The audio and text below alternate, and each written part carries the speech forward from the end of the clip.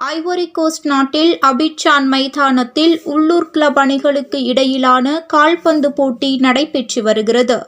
இந்த போட்டியில் அந்நாட்டை சேர்ந்த கால்பந்து வீரர் முஸ்தபா சைலா ரேசிங் கிளப் அணிக்காக விளையாடினார்.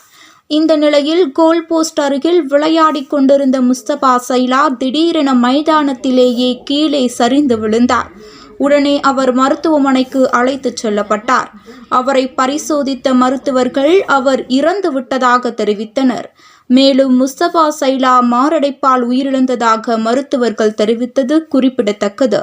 உயிரிழந்த வீரருக்கு வயது 21 ஆகும். கால்பந்து போட்டியின் போது மைதானத்தில் திடீரென கீழே விழுந்து கால்பந்து வீரர் உயிரிழந்தது தொடர்பான வீடியோ சமூக வலைத்தளங்களில்